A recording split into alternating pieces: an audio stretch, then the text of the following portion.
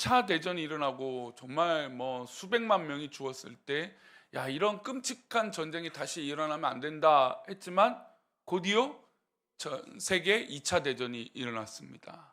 뭐 우리나라만 해도 2차 대전 이후에, 또 일본의 항복 이후에, 또 뭐 몇 년 지나지도 않아서 또 이 민족 상전이 일어났습니다. 6.25가 일어났죠.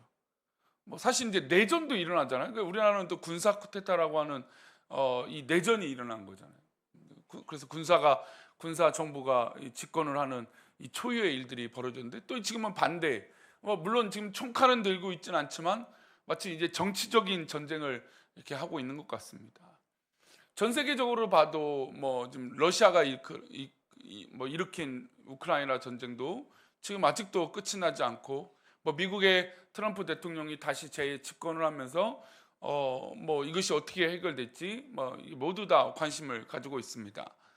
팔레스타인 지역에는 뭐 시시때때로 우리가 생각하는 것 이상으로 뭐 이제 자살 폭탄 테러라든지 이런 것들이 뭐 끊임없이 일어나기도 합니다. 이 중동은 사실 늘 화약고죠.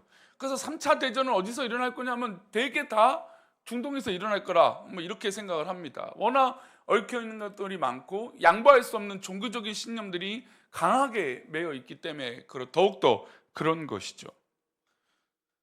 이런 전쟁의 역사들이 끊임없이 일어나는데, 사실 여기뿐만 아닙니다.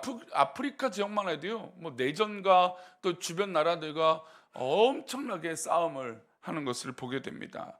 사실 이제 러시아도 일으켰던 것은 이 바다로 나아가는, 이 남쪽으로 나아가는 이 접견 지역이 없으니까 그 땅을 어떻게든 차지하려고 빼앗으려고 했던 이 부분들이 있고, 아프리카도 강이나 이제 바다가 없는 민족들이 또 그 주변 민족들과 나라들과 싸우는 경우들이 있습니다.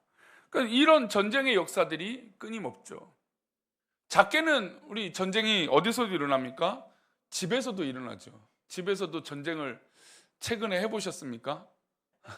집에서? 제가 얼마 전에 그 TV에서 보고 얘기도 한번 드린 적이 있는데, 이름도 이제 외웠어요. 왜냐면 이제 전태현, 아니죠, 남자 배우 이름이 뭐죠? 진태현.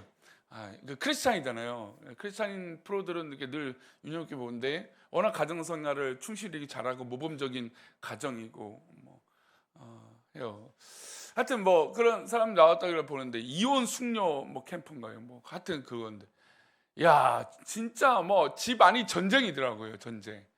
근데 재밌는 건 이쪽 화면과 저쪽 상대방 뭐 서로의 입장의 화면들을 틀어주는데, 정말 제가 보면서도 화가 나서 제발 아내는 이제 이걸 심리학적으로 왜 저럴까 이렇게 관점하니까 화가 안 나는데, 저는 감정적으로 접근이 돼요. 도저히 이해가 안 되는 부분들이 있는 거예요. 그래서 근데 싸움을 하는데 생각보다 이 남자들도, 나쁜 남자들도 많지만 여자분들도 막 때리는데, 와, 욕을 하는데 진짜 와, 이렇게 거칠게 할 수 있구나 막 그런 생각이 들어요. 근데 그런 모습 보면서, 가정도 사실 가정에서 새 힘을 얻고 평안을 얻어야지만 이 가정 안에서 뭐가 있습니까? 전쟁이 일어나는 거예요, 전쟁이. 이 전쟁이 멈추질 않죠. 평화해야 되지만, 물론 부부 사이는 뭐 칼로 물베기라고 하지만 뭐 그래도 평화로운 게 훨씬 더 좋은데, 아무리 뭐 이 좋은 일들이 일어나고 또 뭐 사랑의 이야기들이 나고 하에 더 그게 맞는 것이지만, 근데 싸움하는 건 그렇게 좋은 것은 아니잖아요. 에너지를 소비하게 되고 감정도 소비하게 되고, 때로는 그냥 그때는 넘어가지만 상처가 내 마음에 생길 수도 있잖아요. 그러니까 이런 전쟁들이 다 있어요.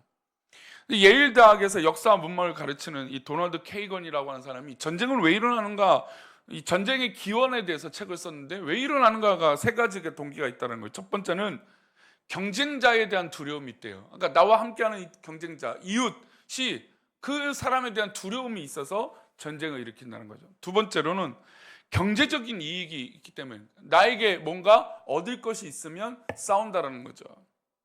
작게는 부부 싸움도요, 내가 아내나 뭐 남편에게 부탁한 것이 있어요. 근데 그 부탁을 들어주지 않으면 누가 피해를 받아요?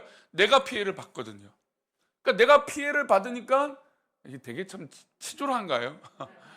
피해를 받으니까 남편이나 아내에게 내가 피해 받으니까 그렇게 하지 말라고 싸우는 거죠. 그러니까 이익이 어느 정도의 서로에게 관심사항이 되는 겁니다. 세 번째로는 명예 때문에 그러는 거죠. 명예. 자존심이 건든다든지 명예가 실추가 되면 전쟁이 날 수 있다라는 겁니다. 그러나 성경은 야고보서에 보면 이 전쟁의 근원은 어디서 나온다는 얘기하면 정욕에서 나오는, 그러니까 인간의 욕심에서 이 싸움이 전쟁이 나온다라고 말씀하고 있다라는 것이죠. 왜 오늘 전쟁에 대한 이야기를 하냐면 인간의 역사 가운데 전쟁을 사실 빼놓고 말할 수 없어요. 뭐 심지어 이제 수렵이나 뭐 이제 동물들을 잡는 것도 다 일종의 전쟁이죠. 사냥이라고 표현하지만 그 동물과의 전쟁을 하고 있는 거잖아요. 근데 그 모든 전쟁의 인간의 역사 가운데 왜 이런 역사들이 있고 하나님은 과연 무엇인가? 그러니까 이제 지난 주일 오후에 이제 설교를 한번 들어봤는데 노 목사님 설교, 왜 큰 일들이 왜 일어나는가? 왜 우리가 이해할 수 없는 일들이 일어나고 왜 전쟁 또는 사고가 일어나는 것일까? 이런 질문을 하시더라고요. 그래요. 그러니까 왜 하나님은 그런 것들을 두고 계실까? 물론 우리가 믿음으로 하나님의 계획 가운데 우연이 있을까요, 없을까요? 사실 하나님 앞에는 우연이 없죠. 하나님의 모든 계획이 있으신 것이고 하나님의 분명히 뜻이 있는 거예요. 근데 그 아픔을 왜 허락하시는 것일까? 또 다른 연장선의 좀 질문의 답이라고 보시면 더 좋을 것 같아요. 사사기 3장 1절 2절은 인간이 이 세상에 사는데 피할 수 없는 경험을 얘기하고 있습니다. 사사기 3장 1절과 2절을 한번 다시 볼까요? 여호와께서 가나안의 모든 전쟁들을 알지 못한 이스라엘을 시험하려 하시며 이스라엘 자손의 세대 중에 아직 전쟁을 알지 못하는 자들에게 그것을 가르쳐 알게 하려 하사 남겨두신 이방 민족들은 전쟁을 알지 못한 이들에게, 이전에 우리 오카노 목사님이나 이런 분들도 전쟁을 알지 못하는 이 다음 세대를 향해서 뭐 이런 책들도 있습니다. 뭐 여러 이야기들 하죠. 전쟁. 사실 저도 전쟁을 모르는 시대죠. 저도 이제는 한 70세, 80세 되신 분들은 이제 전쟁의 말미와 전쟁 당시를 기억하고 계실지 모르겠습니다. 아주 어릴 때이긴 하겠지만. 근데 그 전쟁의 시대를 겪어보신 분들은 굉장히 이 시대, 이 나라의 민족이 얼마나 어렵고 힘든 것을 몸소 뼈저리 아시죠. 그래서 사실 우리 30, 40대, 50대, 뭐 20대 이 사람들이 어른들의 이 전쟁의 세대를 함부로 표현하면 절대로 안 됩니다. 이 어른들의 어떤 이 고통의 시간들을 우리가 전쟁을 모르잖아요. 모르는 사람이 감히 이 어른 세대들이 뭐라 말하는, 그러니까 요즘 뭐 인터넷에서 쉽게 우리 어른들을 얘기하는 이야기들이 있거든요. 저는 그런 걸 보면서 너무 미련하다라는 생각이 들어요. 본인들도 나이 들고 세월이 지나면 그 시대를 경험하고 또 그 시대를 모르는 사람들, 후배들에게 과연 뭐라고 말할 수 있을까? 사실 되게 다른 문제거든요. 근데 이제 틀리다라고 하는 접근으로 이 세대가 좀 갈등이 있는 것 같아서 좀 아픔이 있어요. 근데 하나님은 또 그런 뜻 가운데도 이렇게 말씀하시죠. 모든 전쟁들을 알지 못한, 그러니까 이스라엘 백성들이 출애굽하고 나서 평화의 시대를 사실 살았잖아요. 뭐 다 전쟁을 이겨요. 물론 정복 전쟁을 하면서 살았지만 근데 뭐 하나님께서 모두 다 이기게 하시잖아요. 얼마나 감사해요. 그런데 이제 시간이 더 지났어요. 전쟁을 할 때는 그 전쟁의 수고는 누구한테 있었습니까? 하나님께 있었죠. 하나님께서 이기게 하시는 거예요. 늘 이기게 하셨어요. 그러니까 하나님의 그 계획을 알고 있었어요. 경험을 했죠. 그럼 늘 감사했습니다. 근데 전쟁이 없고 평화의 시대에 살고 어느 정도 시간이 지나니까 전쟁을 모르는 거예요. 그러니까 이게 뭐 단순하게 지금 시대의 끔찍한 전쟁이라고 말하기는 좀 어렵겠지만 그래도 전쟁은 얼마나 뭐 있어서는 안 되는 일이겠죠.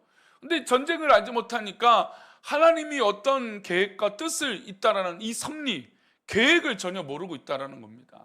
그래서 2절 말씀을 다시 보면 이스라엘 자손의 세대 중에 아직 전쟁을 알지 못하는 자들에게 그것을 가르친다고 했어요. 그러면 여기서 질문할 수 있겠죠. 아니 그러면 하나님은 우리가 알지 못하니까 그렇게 잔혹스러운 전쟁을 일부러 일으키십니까? 그건 아닙니다. 전쟁이 일으켜지는 이유는 분명히 말했죠. 인간의 뭡니까? 정욕이죠. 그래서 이 끝에 단서들이 있습니다. 가르쳐 알게 하사 남겨두신 이방 민족들은, 그러니까 이게 사실은 하나님이 남겨두신 게 아니었어요. 그냥 하나님은 허락하신 거죠. 이스라엘 민족을 분명히 하나님께서 전복 정정을 하라고 했어요. 이스라엘 땅을 전복할 때 모든 이방인들은 진멸하라. 제가 예전에도 설교 때 종종 말씀했던 히브리어 단어 헤렘, 진멸이에요. 진멸. 이 진멸에는 하나도 예외가 있어서는 안 돼요. 모두 다 진멸했어요. 근데 전복 전쟁을 하다가 이스라엘 민족들이 피곤하고 어렵고 하니까 포기하기도 하고, 저 산악지대는 가기 힘드니까 내버려 두기도 하고, 때로는 저 사람들을 이용해서 내가 종노릇 시키기도 하고, 때로는 거짓말로 속아갖고 우리 종으로 삼기도 하고, 뭐 이런 일들이 있었어요. 그러니까 이것들에 남겨진 이유는 사실 인간이 스스로 만들어낸 결과였죠. 근데 그 하나님께서 그것을 그냥 용인하신 거예요. 그런데 그 민족들이 어떻게 됩니까? 결국 누구의 등에 칼을 꽂아요? 이스라엘 민족의 등에 칼을 꼽는 거죠. 그리고 뭘 일으키게 됩니까? 전쟁을 일으키게 돼요. 근데 이 전쟁을 일으키는 과정, 사사기 시대 딱 하면 떠오르는 게 있죠. 사사기 시대는 누가 잘못해서 이 전쟁이 일어나고 있습니까? 이스라엘 민족들이 하나님을 떠났기 때문에 전쟁이 일어나고 있는 거예요. 그러니까 이 말씀은 단순하게 하나님은 우리를 그냥 시험하시려고 전쟁을 일으키신다, 그 개념이 아니죠. 인간들이 초래했던 결과였고, 인간들의 욕심이 쌓여서 결과물이 나온 겁니다. 다만 여기서 이스라엘 민족 가운데 전쟁을 알지 못하는 이들이 있으니 이스라엘 민족에게 심판을 전쟁을 통해서 하시고 계신 것입니다. 과거의 역사 가운데 하나님은 이스라엘 민족을 전쟁을 통해서 회개하도록 하셨어요.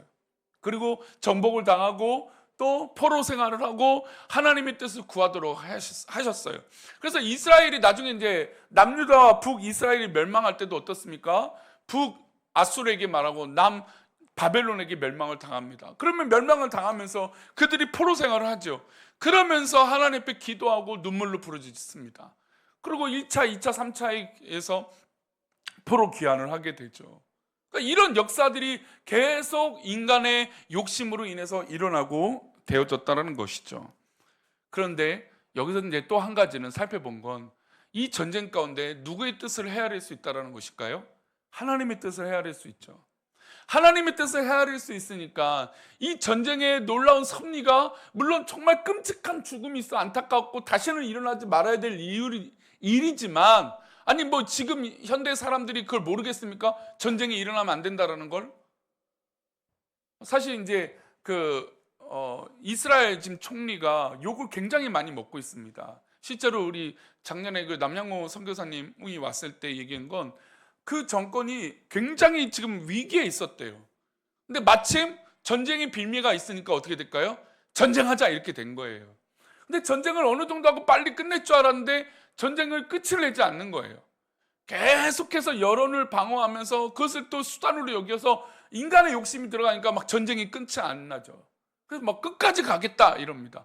그런데 그런 면도 있지만 또 보면 어떻습니까?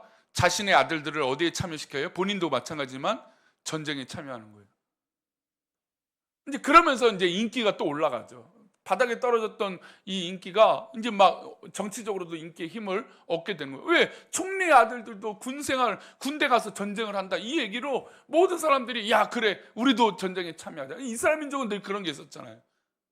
지금 지리적으로 너무나 약소한 위치에 있으니까 똘똘 뭉치지 않으면 망하니까. 그게 모범을 보이니까 또 다른 모습을 보여주는 거예요. 그런 거 보면서 전쟁은 끝나지 않는데 모두 다 인간적인 계획과 계산들이 있다는 거죠. 그 정욕이 있다는 것이죠. 그러면서 하나님 앞에 기도하게 하는 하나님의 섭리가 분명히 있다는 겁니다. 마지막 때에 하나님은, 우리 주님께서 이 땅에 오셔서 이 전쟁에 관해서 예언을 하신 장면이 있어요. 우리 마태복음 24장 6절과 누가복음 21장 9절인데요. 먼저 24장 6절 한번 읽어볼까요?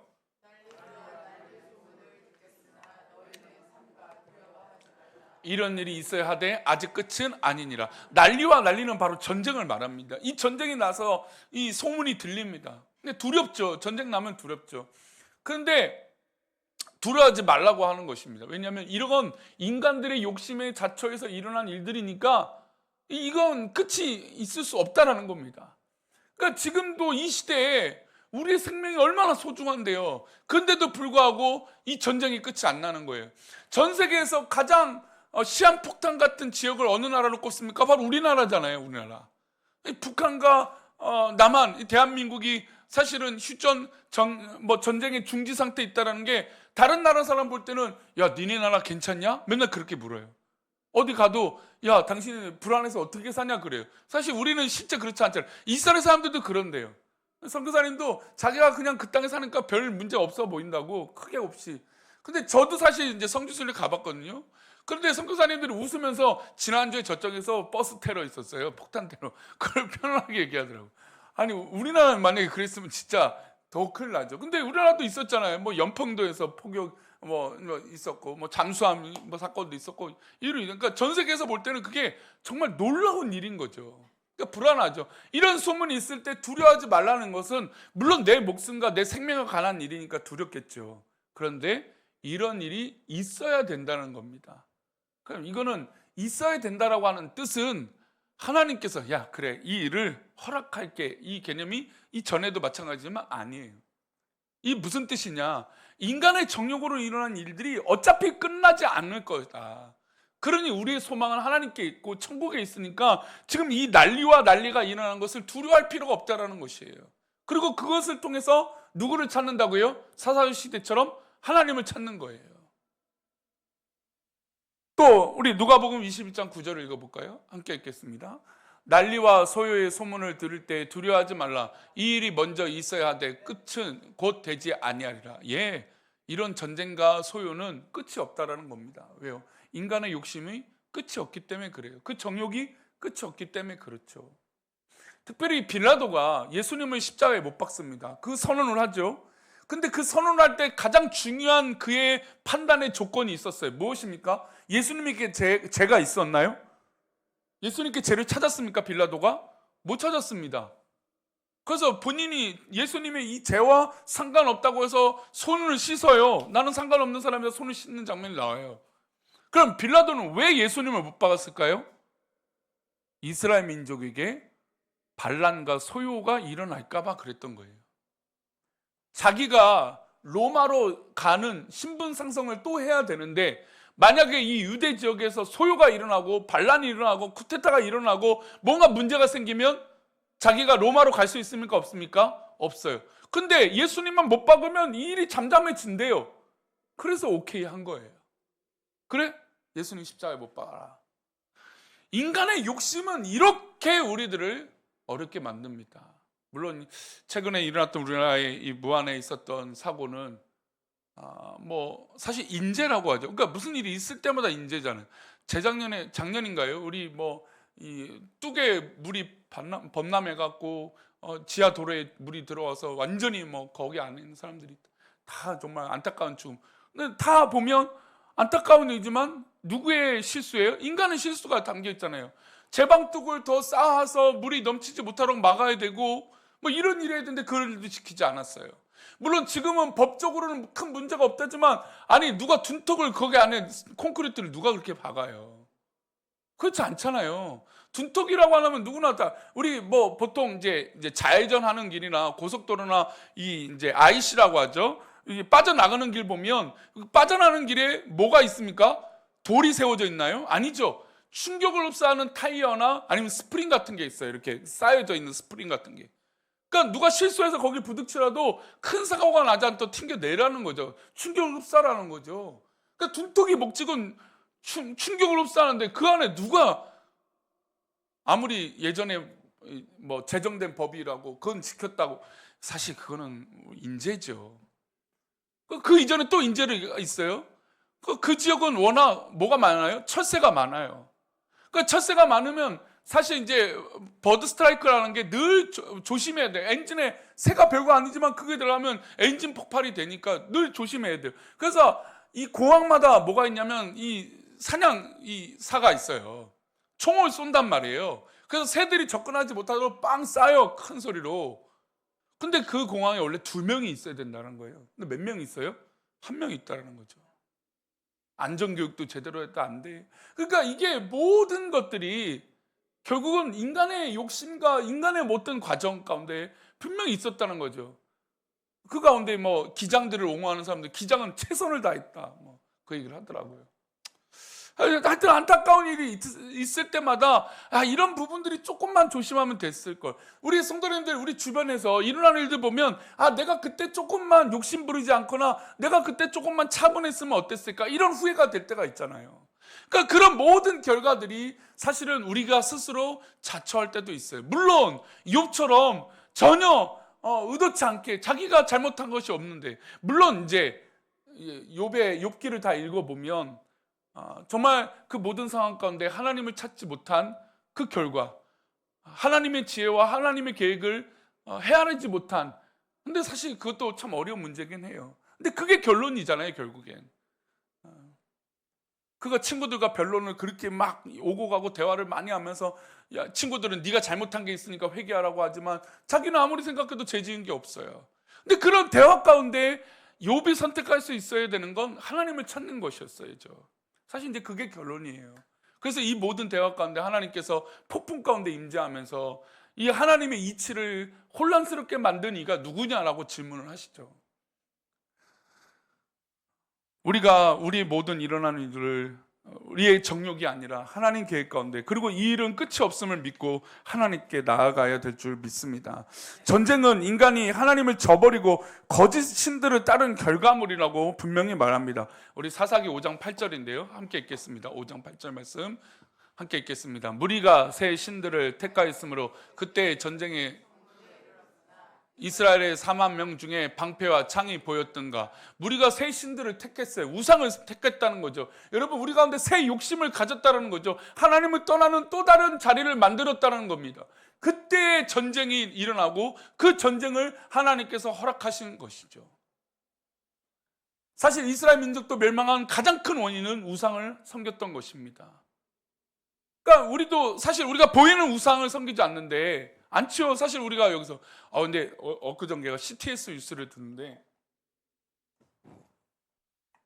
기독교인들, 즉 예수 믿는 사람, 개신교인들, 교회 다니는 분들 가운데 점집을 가는 분들이 그렇게 많이 늘었대요.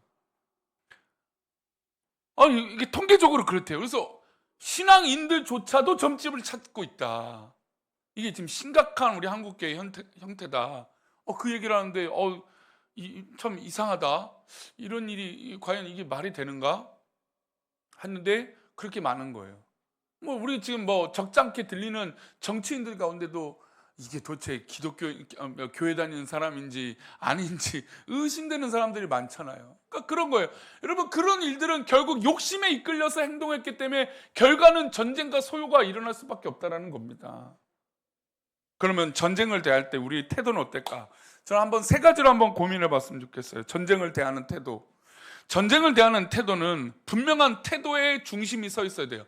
한번 따라 합시다. 분명한 중심. 그러니까 우리는 전쟁이 일어날 때마다 분명한 중심이 있어야 돼요. 그 분명한 중심은 하나님의 뜻 가운데 있다는 걸 믿는 거예요. 하나님의 인도하심이 있다는 걸 믿는 거예요. 우리는 지금 위험 속에 있지만 하나님의 계획을 믿는 거죠.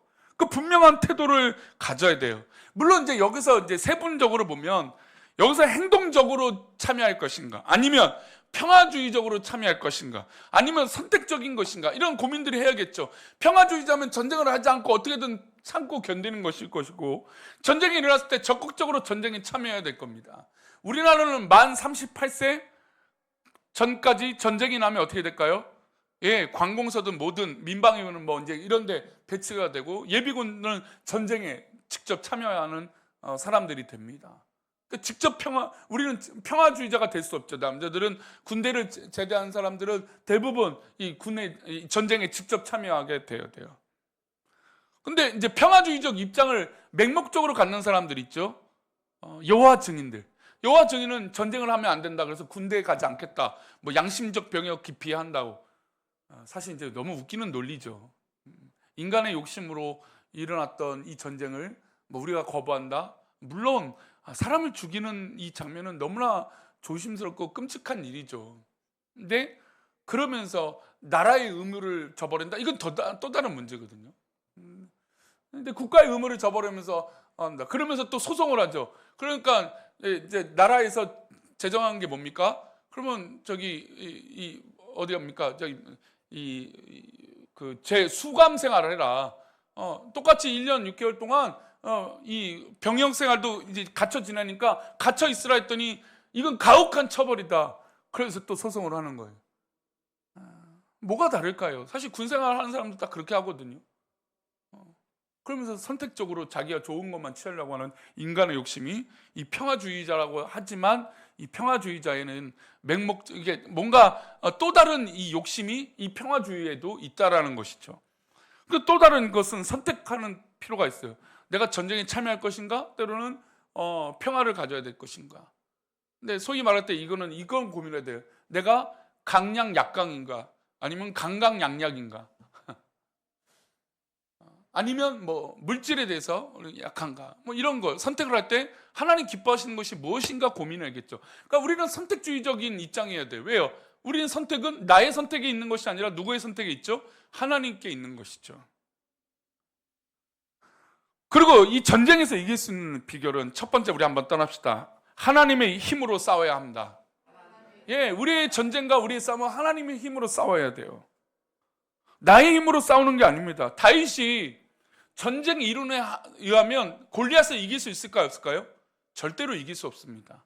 근데 다윗이 전쟁을 이겨요. 어떤 힘으로 이겨요? 하나님의 이름으로, 여호와의 이름으로 이기잖아요. 전쟁에서 이길 수 있는 비결은 하나님의 힘으로 싸웠기 때문에 이기는 거예요. 그래서 오늘 말씀을 듣고 가시는 우리 성도님들, 집에서 전쟁이 났을 때 기도하십시오. 싸움이 났을 때 기도하십시오.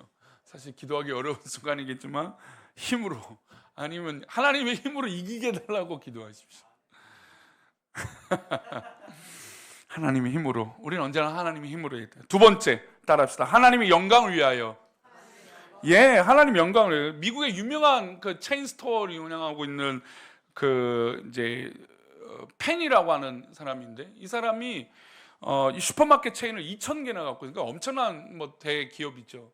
근데 2,000개를 소유하고 있는데 그가 55세 때 그냥 망해버렸어요. 모든 걸 망해버렸어요. 그러니까 그 전까지 승승장구하면서 야, 잘 될 줄 알았는데 오히려 망했어요. 근데 그때 이 페니가 누구를 만나냐면 예수님을 만나요. 예수님을 만나고 이가 뭘 하겠냐면 자기가 슈퍼마켓을 세우면서 체인을 만들면서 성공했듯이 은퇴하신 목사님들이나 선교사님들을 위해서 내가 집을 지어주겠다. 내가 사업을 하나 하고 스토어를 하나 만들면서 선교사님을 위해서 그렇게 쓰임을 받겠다. 그렇게 헌신하고 기도해요. 그리고 진짜로 그렇게 실행에 옮기죠. 그래서 나중에 그런 간증을 해요. 내가 과거에 예수를 알기 전에는 피땀 흘려 벌은 돈이니 내 마음대로 할 권리가 있다라고 생각했지만 이제는 그것이 실패라는 것을 깨달았다.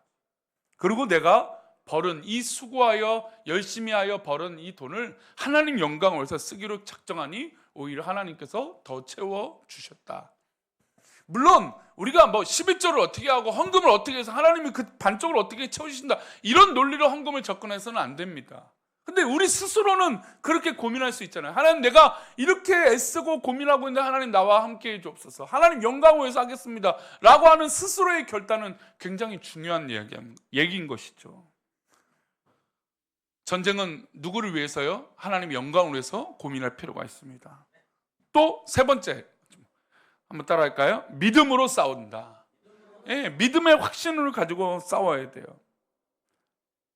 믿음으로 기준을 세우지 않으면 가정도 어렵습니다. 믿음으로 뭔가 이 대화가 되지 않으면 답이 없을 때가 있어요. 그래서 우리의 결론은 늘 믿음으로 있어야 됩니다. 한 가지만 말씀을 좀 드리겠습니다. 이제 말씀 마무리하겠습니다. 우리가 뜻하지 않는 공경이 일어날 때도 있어요. 어려움이 일어날 때도 있어요. 그리고 참 답답하다 막 그런 생각이 들 때가 있어요. 근데 우리가 소위 말하면 그런 어렵고 불편한 일이 있을 때 욱해요. 욱하면 화를 내서 내 마음이 시원할지 모르겠지만 조금만 시간 지나면 어떻게 될까요? 후회하게 되죠. 아, 내가 왜 그때 화를 냈을까? 아, 왜 내가 그때 욱했을까? 그냥 참지. 그러면서 우리는 늘 그런 얘기예요. 아, 난 뒤끝이 없어. 나는 괜찮아, 지나고 나면. 여러분, 그러나 그 모든 일들에는 결국 받는 사람이 있고 하는 사람이 있어요. 전쟁을 일으킨 사람이 있고 전쟁을 받아내는 사람이 있잖아요. 전쟁 끝나고 나서 뒤끝이 없겠죠. 당연히 뒤끝마저 있으면 진짜 나쁜 사람이죠. 뒤끝이 없어야겠죠. 근데 여러분, 독일과 일본의 차이를 우리는 느느이 얘기하잖아요. 독일은 전쟁을 하고 나서 그 전쟁에 대해서 책임을 지고 미안한다 사과를 하고 그리고 보상을 합니다. 그리고 기업들, 전쟁 만행을 일으켰던 기업들도 보상을 다 해요. 근데 반대로 일본은 사과를 안 하잖아요. 그래서 우리가 분노하는 거잖아요. 물론 이제 미국이 터뜨렸던 원자폭탄이나 핵무기로 인해서 끔찍한 피해를 겪은 건 맞지만, 그러나 그 전쟁을 일으켜서 피해를 겪은 대한민국 이 동아시아 지역의 사람들, 수고한 사람들이 죽음을 맞이했잖아요. 근데 그거를 미안하단 말 안 하고 보상을 하지 않으니까 우리들이 화가 나는 거죠. 극명한 차이가 있습니다. 그래서 사실은 이제 독일은 그래도 기독교, 이 개신교의 배경이 많이 있으니까 이런 마음이, 물론 뭐 유태인을 정말 끔찍하게 죽인 일들은 다시는 자행되지 않는. 근데 저도 이제 저는 독일 여행 갔던 게 인상이 늘 깊거든요. 저희 홀로코스트도 가봤어요. 근데 그냥 막 이제 수용소잖아요. 홀로코스트 가면 수용소예요.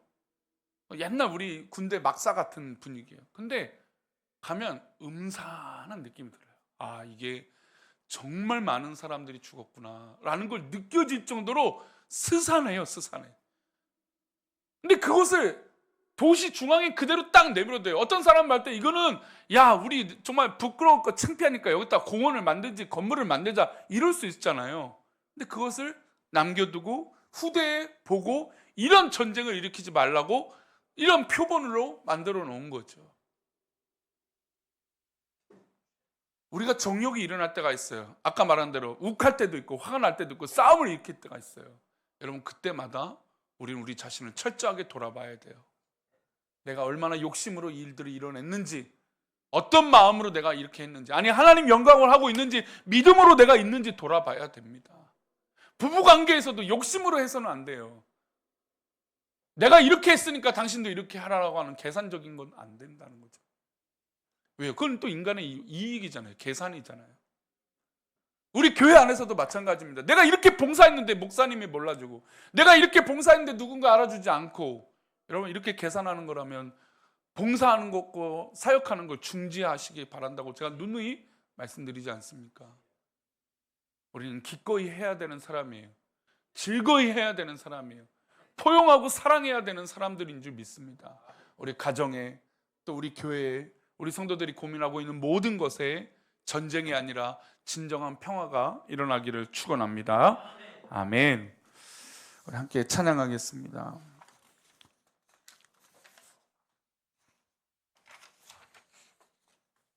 우리 아바 아버지 함께 찬양하면서 기도하겠습니다.